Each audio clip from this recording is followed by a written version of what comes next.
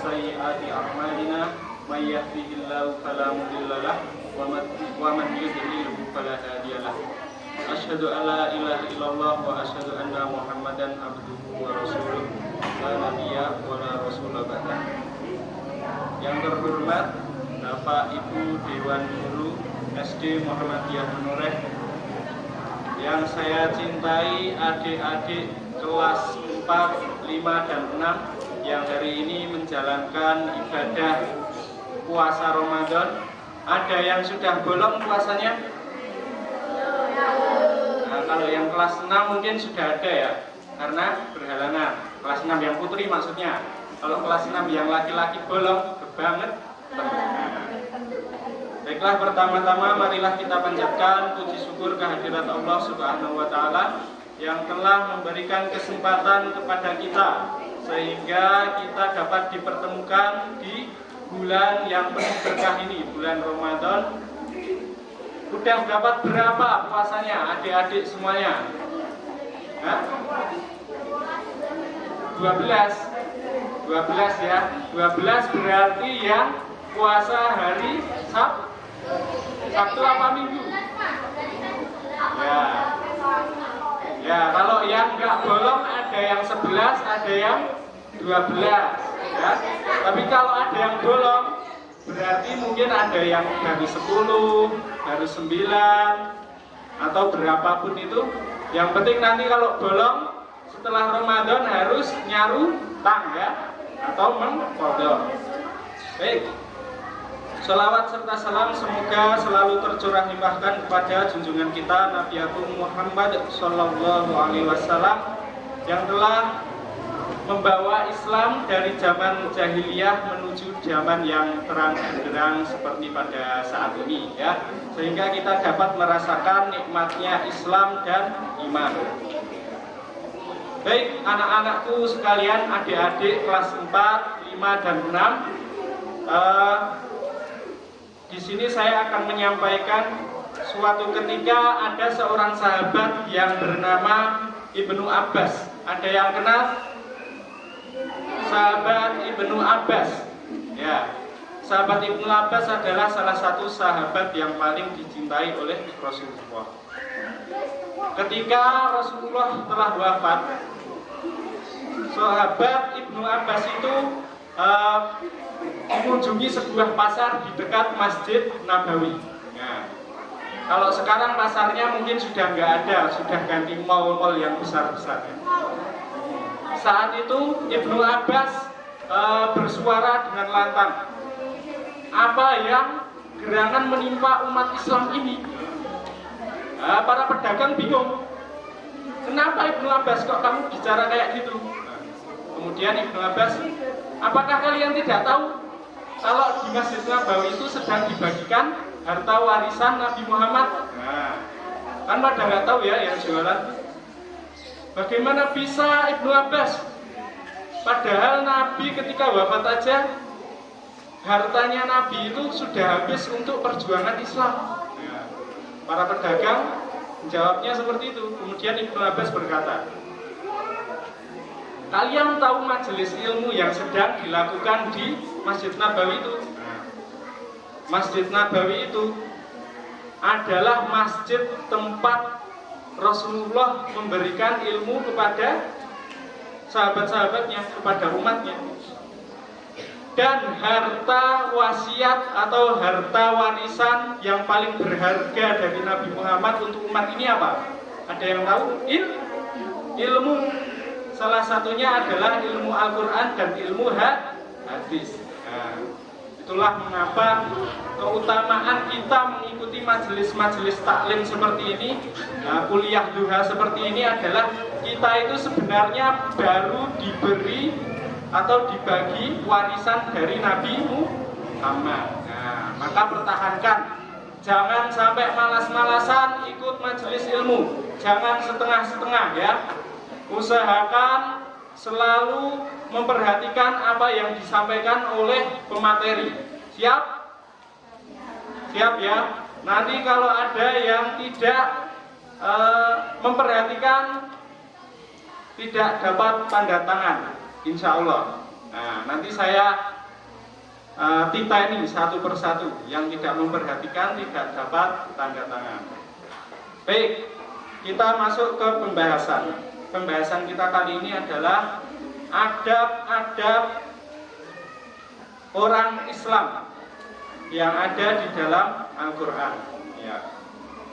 Ada beberapa adab yang harus kita perhatikan. Di sini saya akan mengambil dari segi pokoknya, yaitu ada 4. Yang saya akan bacakan keempatnya itu, yang pertama adalah adab dalam pergaulan. Yang kedua, adab dalam menjaga lisan. Yang ketiga, adab dalam aktivitas sehari-hari. Dan yang keempat, adab dalam berpakaian. Sudah ditulis semuanya keempatnya? Saya ulangi ya. Yang pertama, beradab atau adab dalam pergaulan. Adab dalam pergaulan, dalam berteman, dalam melakukan sosialisasi dengan masyarakat dan lain sebagainya.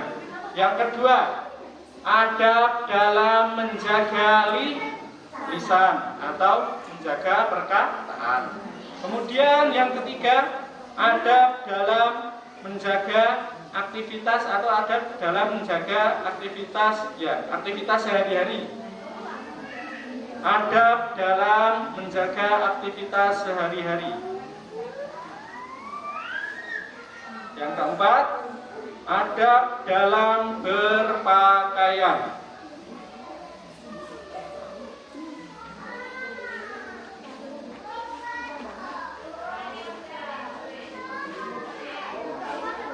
Adab dalam berpakaian.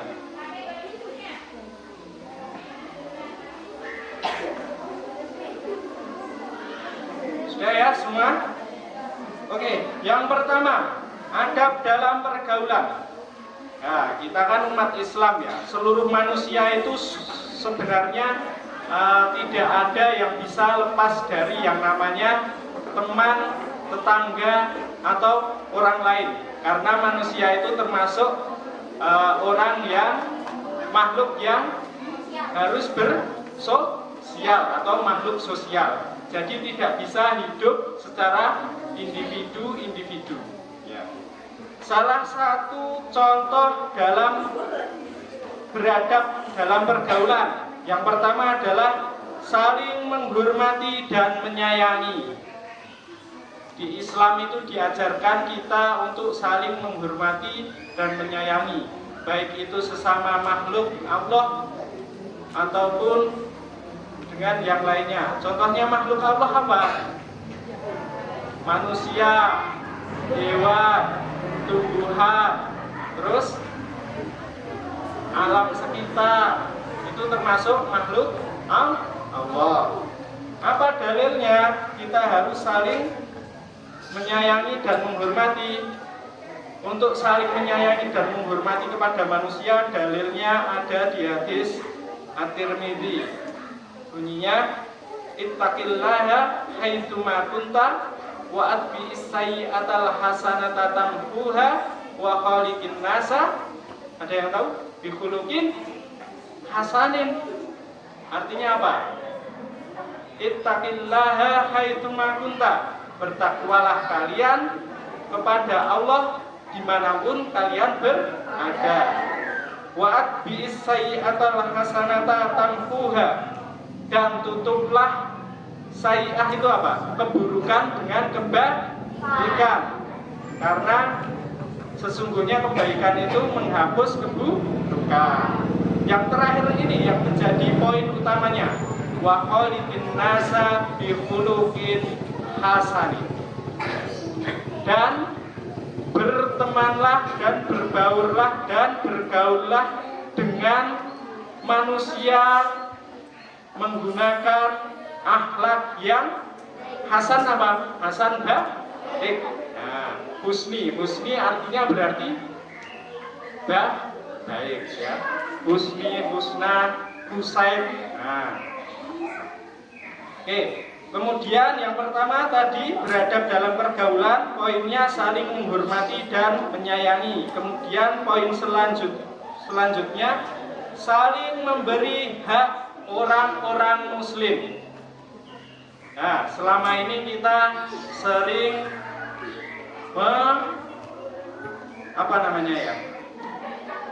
tidak memperdulikan hak-hak sesama kita. Padahal hak sesama umat Islam itu atau sesama muslim itu ada banyak. Ada 6. Yang pertama, seperti dalam hadis ya, hakul muslimi alal muslimi khamsun. Khamsun berarti 5 ya, bukan 6. Yang pertama, raddus salami. Artinya apa? Ada yang tahu? Raddus salam, menjawab salam. Itu termasuk hak muslim satu ke muslim yang lainnya. Jadi kalau kita tidak menjawab salam orang yang menyalami kita termasuk berdosa. Karena menjawab salam itu termasuk fardu kifayah ya. Jadi kalau nggak ada yang menjawab, berdosa semua. Seperti tadi ketika saya pertama salam, kalau anak-anak ini tidak ada yang jawab, wah, hati-hati, kalian semua bisa mendapat dosa. Yang kedua, wa iyadatul marid. Apa? Menjenguk orang sakit. Jadi apabila ada teman kalian yang sakit, harus dijenguk, karena kalau kita menjenguk berarti kita masih merasakan empati, simpati. Yang dijenguk jadi merasa senang, jadi cepat sembuh. Kemudian wa ijabatu dakwati.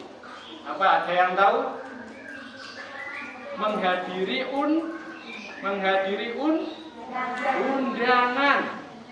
Siapa yang di sini pernah diundang di acara apa saja? Yang penting acara yang tidak maksiat, tapi tidak hadir tanpa izin. Ayo, siapa? Nah, jangan diulang lagi ya. Jadi ketika kita sudah diundang, kita kok tidak hadir tanpa izin, kita sudah mendapat dosa. Karena hadirnya kita itu pasti diharap-harap sama yang mengundang. Kemudian yang keberapa? 4 ya. Yang keempat, mengantar jenazah.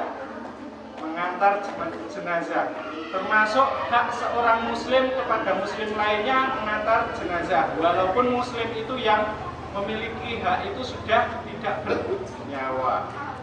Nah, karena orang yang tidak bernyawa itu sudah tidak bisa mengurusi dirinya sendiri.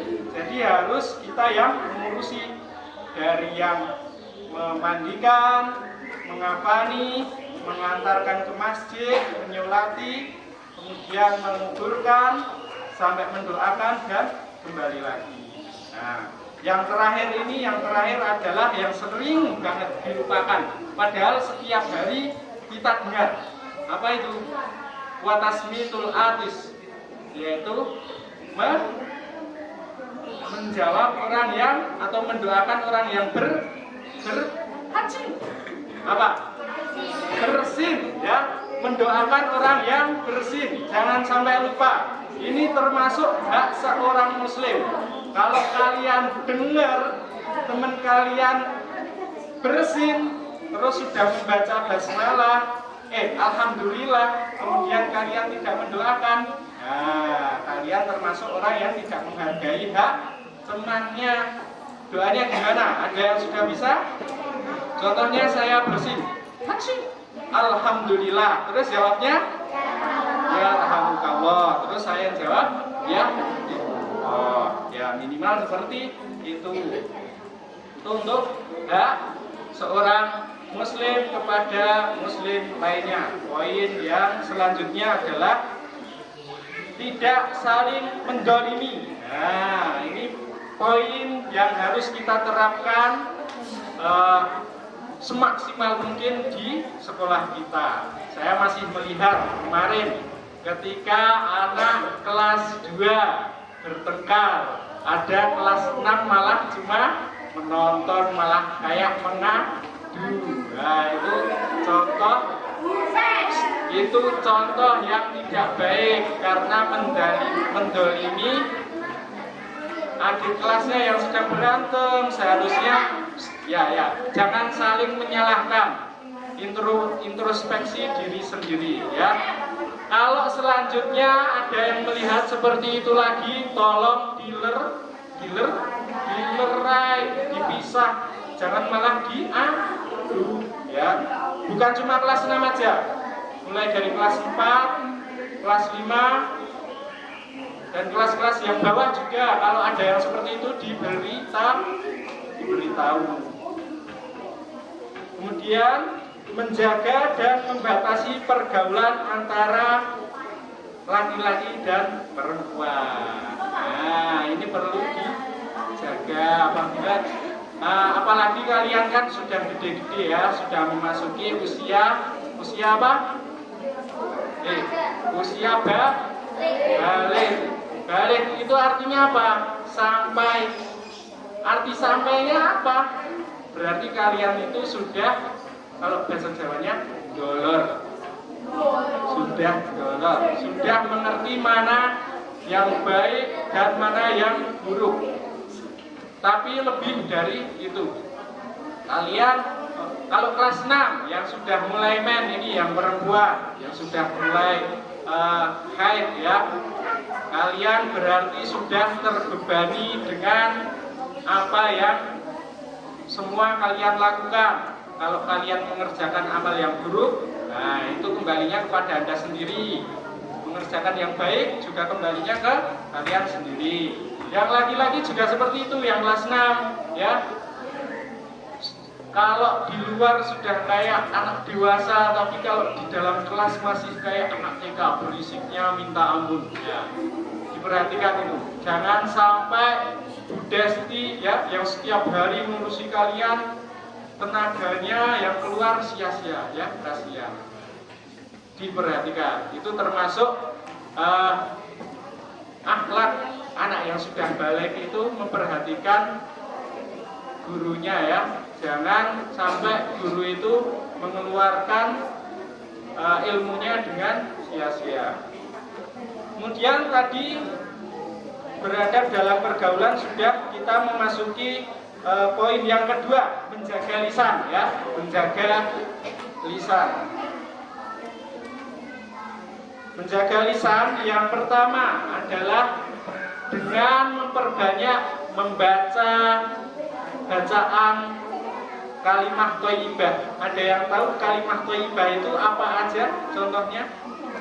Yang pertama ya, takbir. Takbir itu bunyinya gimana?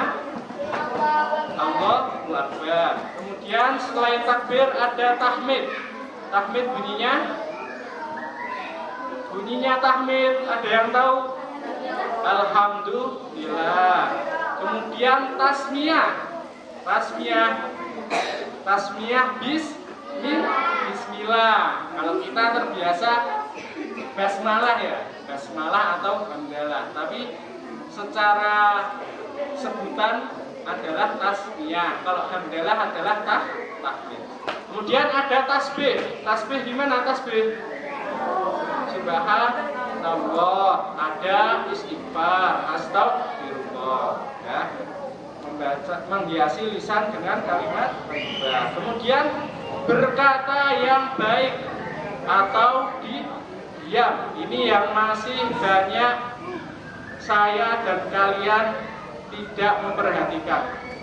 Karena di rumah mungkin pergaulannya terlalu vulgar, terlalu bebas ya, kata-kata yang tidak baik diserap, kemudian ketika di sekolahan dikeluarkan. Nah, itu seperti sudah menjadi kebiasaan. Kalau orang Jawa sudah menjadi latah, nggak bisa dikontrol.